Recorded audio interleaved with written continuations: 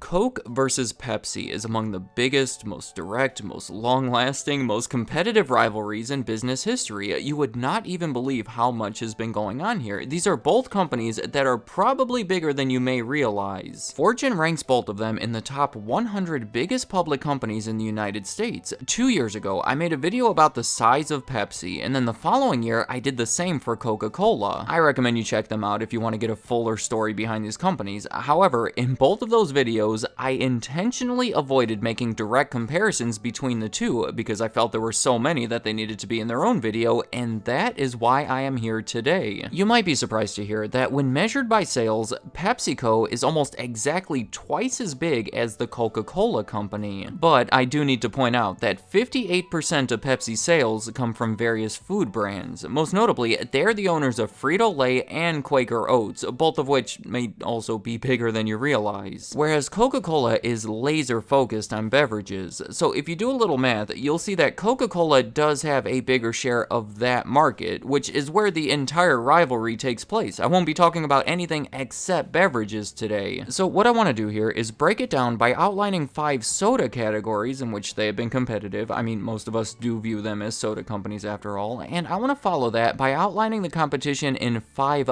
other beverage categories outside of soda. I promise you, it is all going to make perfect sense as I go, starting off with colas, because this is where everything originated. Coca-Cola was the original. It was invented by John Pemberton way back in 1886, and once it started gaining popularity, about 7 years later, Caleb Bradham formulated Pepsi Cola to compete with it and hopefully attract its own customer base. I think it's interesting that neither of these inventors benefited much from their creation. It was really more of a curse than anything else. Pemberton spent 5 years struggling to get the product off the ground before selling it for an estimated $2,300. By the way, it is worth well over $200 billion today, similar to PepsiCo, and Bradham made some poor business decisions that forced him to file for bankruptcy and go back to his old job as a pharmacist. It was the subsequent owners and leaders responsible for building these brands and making them popular. By the 1930s, Coca-Cola was just light years ahead of Pepsi. They were not even in the same league, but over the next 50 years or so, Pepsi steadily gained a lot of ground by specifically trying to draw customers away from Coca-Cola. During the Great Depression, they started selling Pepsi in 12-ounce bottles for 5 cents each. Compared to Coke, it was twice as much soda for the exact same price. They advertised the value they were offering with the first ever jingle to be played nationally over the radio, and it was enough to convert a lot of customers over to Pepsi. In the 1960s, Pepsi started targeting a younger demographic with their Pepsi Generation campaign. It was basically framing Coke as the classic drink for older people, whereas Pepsi was the new hip drink for younger people. Again, it was effective in drawing customers away from Coca-Cola. In the 1970s, they started the famous Pepsi Challenge, asking people to compare Coke and Pepsi in a blind taste test, where most of the time people did say that they preferred Pepsi. Now, potentially, that may have been because Pepsi was sweeter. With only a little sip, people may have been having a positive reaction to that sweetness, but none of it really matters because the public saw that people preferred it on those commercials, and by the 1980s, Coke and Pepsi were practically neck and neck with each other. Coca-Cola was promoting themselves as the real thing, seemingly a way to convey that they were the trusted original, while Pepsi is a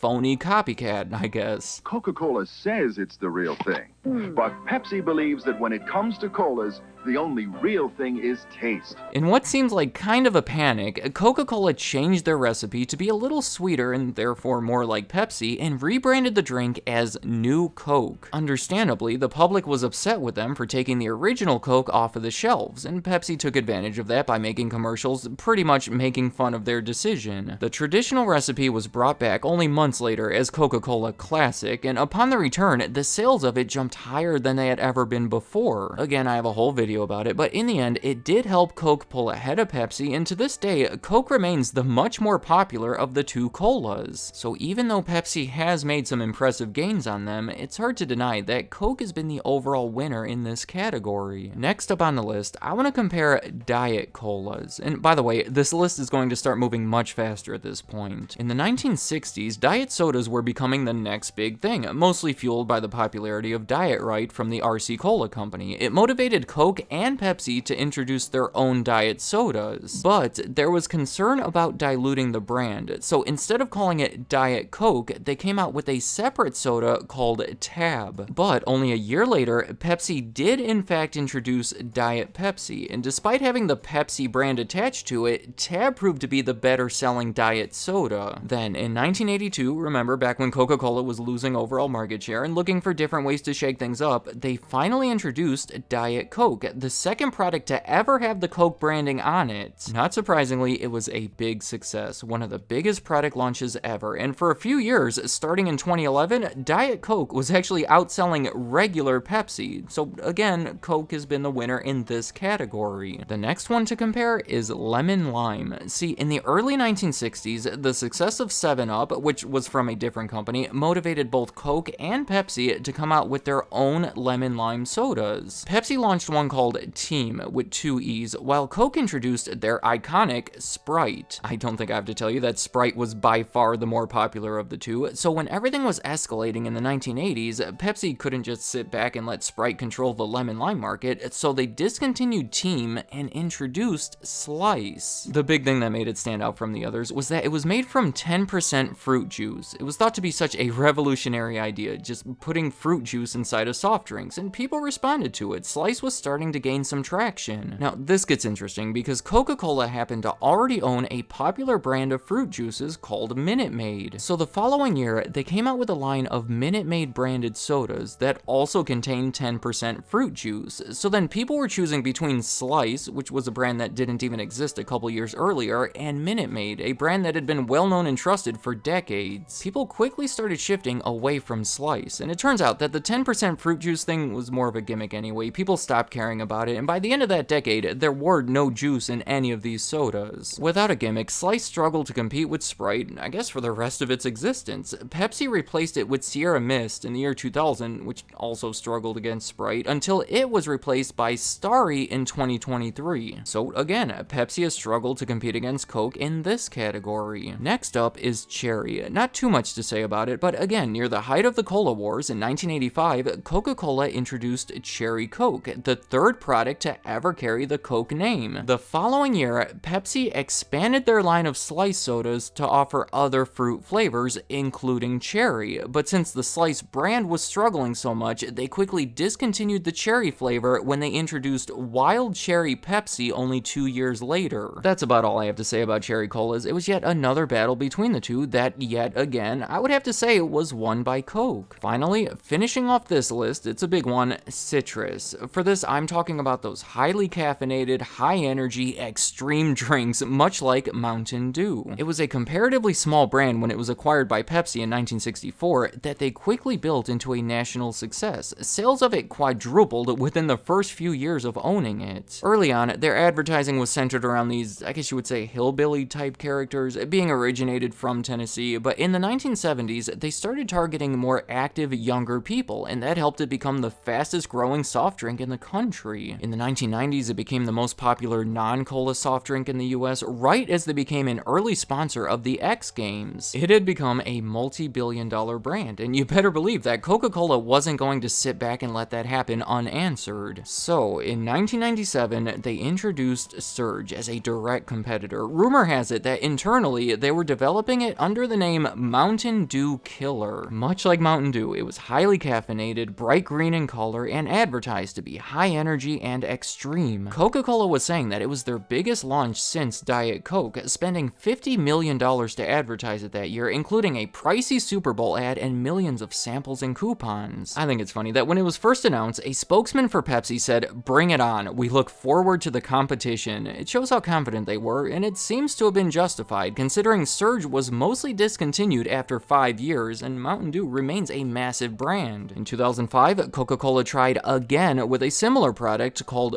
Vault that was also discontinued after a few years. Yeah, so the tables are turned on this one a bit, where Pepsi is the company with the more popular, longer-lasting product. Alright, this is going to be a long video, but to give a fuller picture of this rivalry, I think it's important to run through some of the non-soda categories in which they have been competing. These are some of the more unexpected areas, but still very much on a large scale. Starting off with iced tea. In 1991, Pepsi Pepsi announced a joint venture with Lipton, the biggest tea company in the country, where they have since produced billions of ready-to-drink teas under the name Brisk and Pure Life. The following year, not coincidentally, Coca-Cola announced a joint venture with Nestle, where they have since made products under the names Nestea and Nescafe. That venture was dissolved in 2018, while the one with Pepsi continues, but Coca-Cola has also been the owner of the brands Gold Peak Tea, Fuse, and Honest Tea. Another category would be water. In the late 1990s, bottled water was considered to be the fastest growing segment in the industry, so Pepsi started selling Aquafina nationally, and it has since become the best-selling brand based on volume. And shortly after, not surprisingly, Coca-Cola launched their brand called Dasani that also became very popular despite some criticisms and setbacks. In 2007, Coca-Cola also bought the company behind the brands Vitamin Water and Smart Water, but more recently, the new big thing has been sparkling water. So in 2018, Pepsi launched Bubbly, that right away they expected to be their next billion-dollar brand, and Coke responded 2 years later by launching Aha. Going back to the list, juices has been another big one. As I already hinted at, Coca-Cola bought Minute Maid all the way back in 1960, and 34 years later put a lot of money into introducing a new juice brand alongside it called Fruitopia. It took some time for Pepsi to respond to all of this, but they did it in a big way. In 1998, they bought Minute Maid's biggest competitor, Tropicana, for $3.3 billion, their biggest acquisition ever at the time. The main distinction between them was that Tropicana was known for making juices that were not from concentrate, whereas everything Minute Maid made was from concentrate. In the early 2000s, Coca-Cola launched yet another brand called Simply Orange, but discontinued Fruitopia, and in 2021, Pepsi sold Tropicana for, oddly enough, exactly what they paid for it, along with some other brands. So the battle on that front has calmed down quite a bit for the moment. Next up on the list is sports drinks. I know it just keeps going, right? But these two are by far the biggest makers of sports drinks. In the 1980s, Coca-Cola introduced Powerade that was meant to compete against the already dominant Gatorade that was made by a separate company. In the 1990s, Pepsi introduced Allsport to compete against the other two, but let's face it, Powerade and Allsport have never done a great job when compared to Gatorade. Trust me, it is not often that Coke and Pepsi are trailing far behind a third more successful product, but it's because they were both focused on other areas, and by the time they started focusing on sports drinks, Gatorade was already way too far ahead. By 2001, Gatorade controlled 86% of the market compared to 11% for Powerade and 3% for Allsport. Pepsi was clearly struggling there, so their plan was to sell Allsport and buy Quaker Oats in their new biggest acquisition ever because they were the owners of Gatorade. Yeah, so ever since then, Pepsi has been behind Gatorade, that has obviously maintained a distant lead over Coca-Cola's Powerade. Though, in 2021, Coca-Cola did close that gap quite a bit when they bought Body Armor for $5.6 billion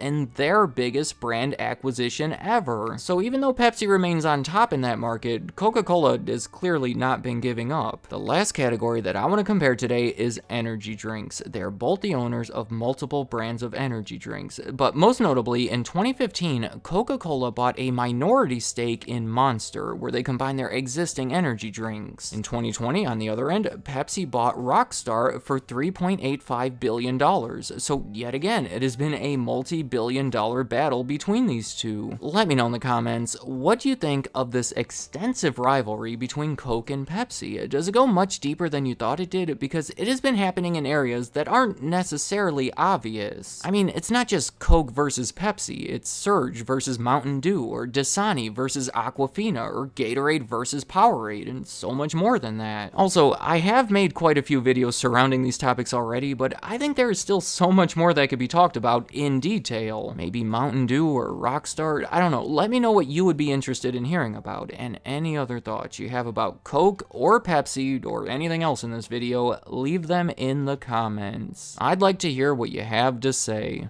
Thank you for watching.